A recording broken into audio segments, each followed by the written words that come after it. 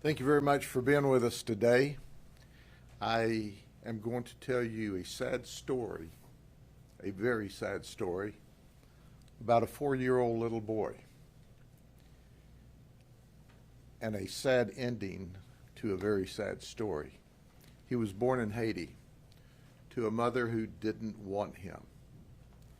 And so he was adopted in Haiti by this lady whose sister was in the United States.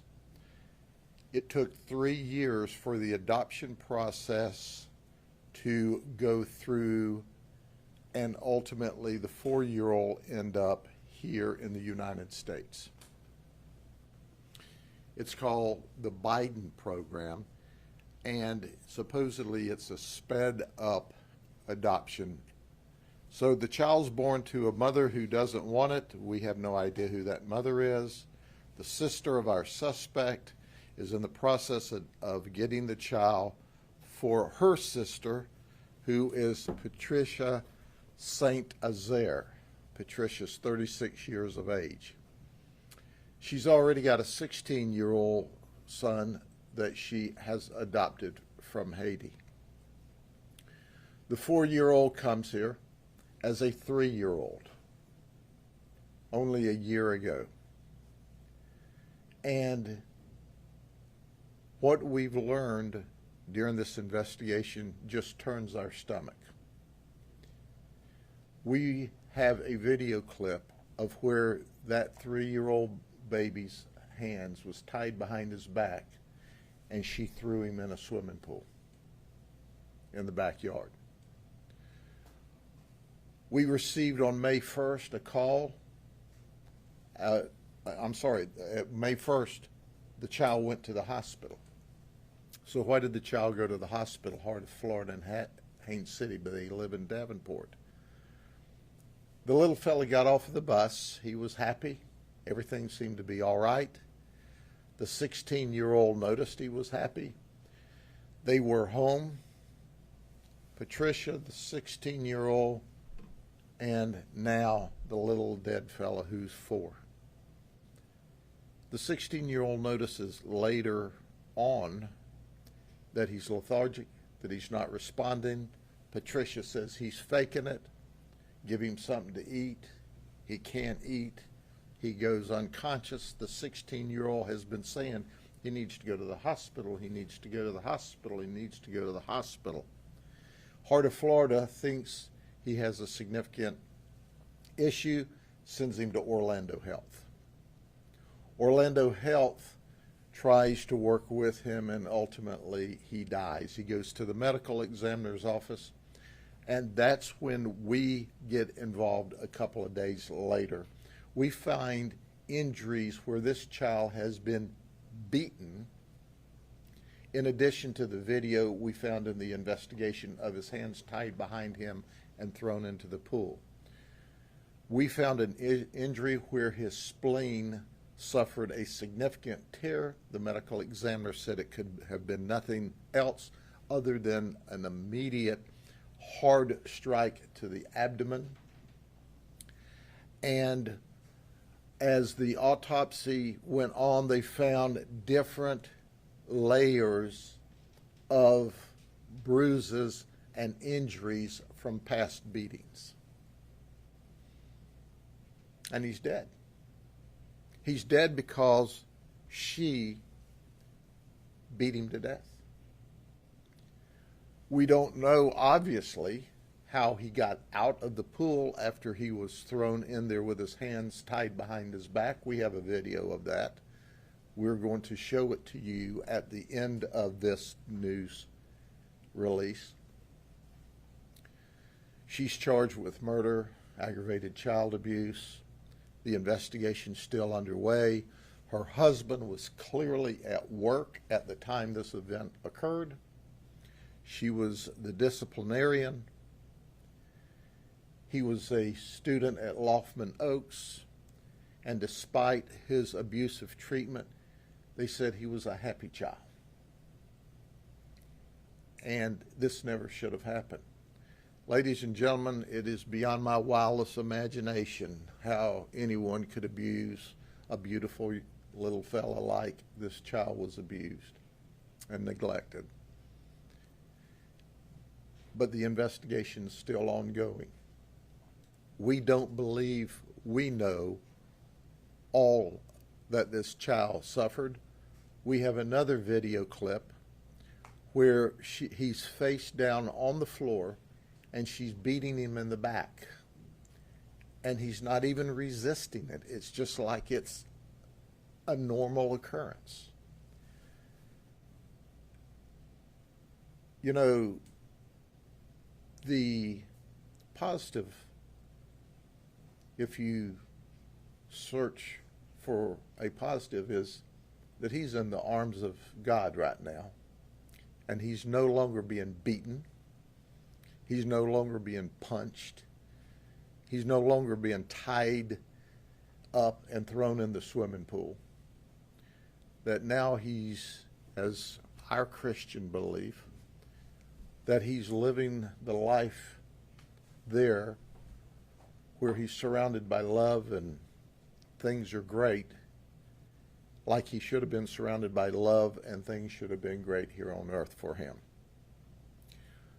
So every day when you see these little guys and gals that are on their way to school, understand that there's a small percentage of them that are being neglected and abused, and we need to know about that immediately. And when you go home tonight, hug your children a little tighter. Give them an extra kiss when you put them to bed. And thank God that you have those children, and they are miracles, and that you have the opportunity to show them the right way, to raise them the right way, to teach them the right way, and then understand that we need to say prayers for these children that we have yet discovered. It would have been great if we could have found this child and rescued him before he was beaten to death. The 16-year-old is in protective custody at this time. He is obviously no longer at the home. Are there any questions? Have there been any other DCF calls or anything to this house, or anything that makes you guys? That's still under investigation. I don't know if there were other DCF calls there or not, but our team, our homicide team, is simply the very best. These cases are difficult to work. Our victims deceased, we've got to work on timelines and time frames of injuries and types of injuries. And this was a very complicated case for them to work, and they're still gathering details and evidence. How about with the school sheriff? When your investigators spoke with school officials, had they seen any warning signs? Is that on their radar at all? I don't know if we've had a chance to circle around with the school officials yet to see if they've seen or heard anything, because we have been intensely investigating the instant event. That will be on part of the investigative protocol. But as you know, we release information as soon as it's reasonable so that you know what we know. And some of that investigation happens in the later stages of the investigation. These videos, were they on the suspect's phone, or who were They were on the suspect's phone. And the 16-year-old, was the 16-year-old abused or The- also a victim? At this point in time, he looks fine. He was coached to lie to us when we first talked to him. After we got Patricia in jail and away from him, he then told us, hey, I was told to lie to you. So that will be part of the subsequent investigation, but there's no obvious instant injuries, but certainly that will be part of the follow-up investigation. Sheriff, do you think that Patricia could be facing more charges than the ones that are listed here? Well, we've loaded her up with all of the charges that we know about right now, but certainly depending on what the rest of the investigation tells us, that you can be sure that my detectives will file every criminal charge possible, depending on where the rest of the investigation leads us. So was her husband never around when this abuse took place? Apparently not. You know, once again, those are the layers of the onion. We're not completely through yet, but at least when this injury that caused the death occurred, based upon the severeness of the injury and how bad that the child would have regressed from the injury, he was clearly not there.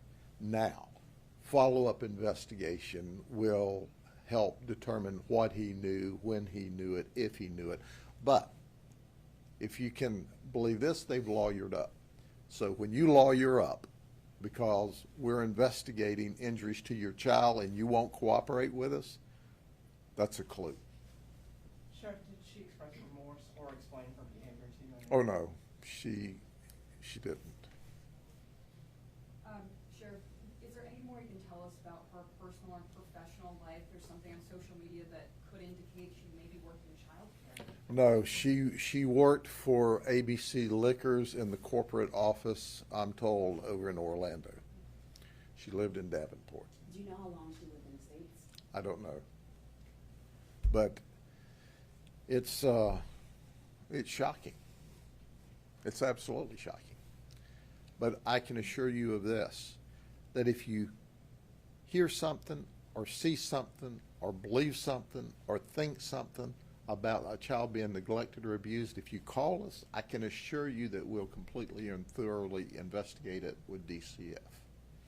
Because our number one goal in this organization is to protect the children. And that's why we go after child predators. That's why we go after pornographers. That's why we go after child abusers. And we certainly go after child murderers. Okay? And they'll make sure you have the clips and what you do with them. Or we're going to show them up here, or are you just going to give them to them? Both. Do you have the one? Which one are we showing first? Okay, this is where he's beaten him to death.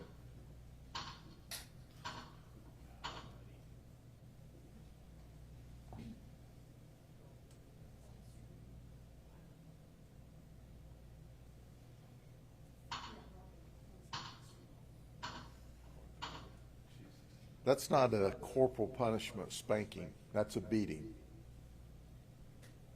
Can you do that again? Can you hold this again?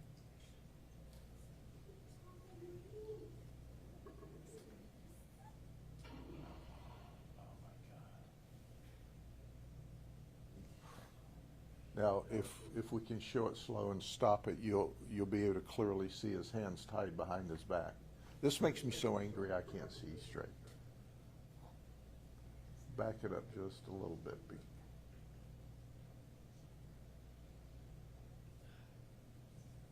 Maybe one more frame. You see his hands right there tied behind his back? And she grabs him by the arm and slings him into the pool.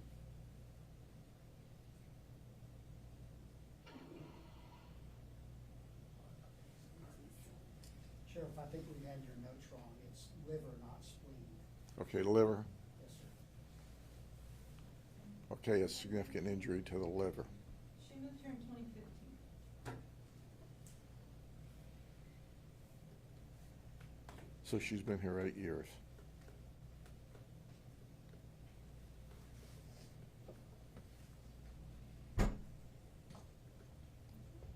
All right? If that's not enough to upset your day, nothing will be. Okay? See you later.